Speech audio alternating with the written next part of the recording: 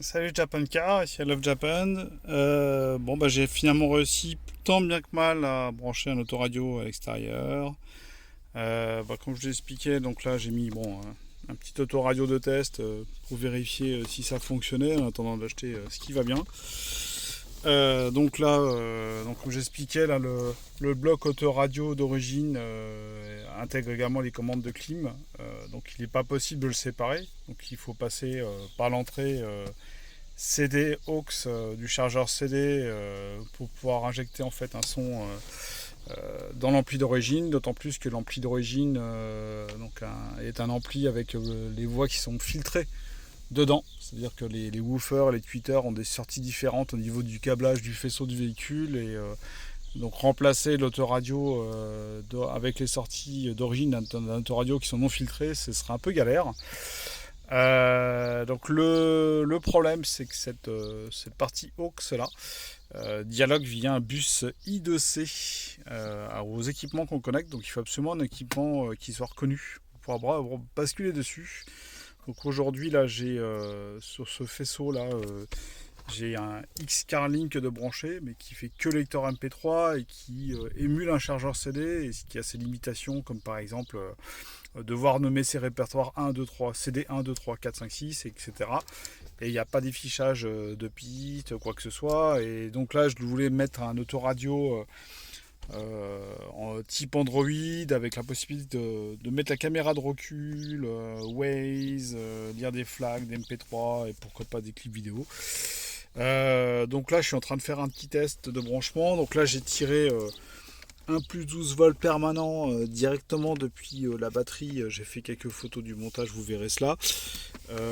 Pour le plus 12 après contact, alors j'avais essayé de me brancher là-dessus, mais en fait on a un plus 12 après contact qui est inversé, c'est-à-dire que lorsque le contact est éteint, le plus 12 est activement alimenté, donc c'est un peu galère. Donc ce que j'ai fait là, c'est que j'ai repris le plus 12 après contact accessoire sur la prise allume-cigare. Donc là, je me suis simplement branché dessus avec un connecteur, mais l'idée c'est de faire une épissure et avoir quelque chose de propre.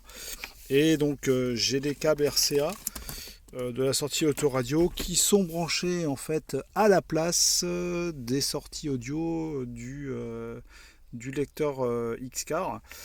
Donc là, et puis je suis content parce que ça fonctionne. Donc là, l'autoradio est branché sous le plus permanent où il est éteint. Je suis en position on. Donc là, je vais basculer en position accessoire. Et là, on a l'autoradio qui affiche un petit welcome et démarre. Donc voilà, donc là j'ai mis la carte SD, il va pouvoir démarrer sa lecture de carte SD. Donc voilà, ça a démarré. Et là je suis sur la position auxiliaire. Donc là si je change de CD ou de track, en fait il se passe absolument rien. Parce qu'en fait le X-Car ne marche pas. Mais par contre de toute façon j'ai le son qui est directement contrôlé par le... Alors le volume n'est pas fonctionnel, je n'utilise pas l'amplificateur de l'autoradio, mais par contre c'est contrôlé directement ici. Alors, par contre, petite déception, c'est que le volume est assez faible. Après d'habitude, je roule, j'écoute plutôt volume entre 10 et 15, donc c'est pas grave, j'ai encore de la puissance. Il faudra que j'essaye par l'entrée line in du X-Car, voir si ça fonctionne mieux. Donc voilà, j'ai au moins la possibilité d'avoir un autoradio supplémentaire à place de la boîte à gants. Donc je vais pouvoir brancher tout ça ici avec une caméra, un Wi-Fi pour connecter le téléphone et avoir Waze et tout ça. Donc j'espère que ça fonctionnera. Voilà. Ciao. Goodbye.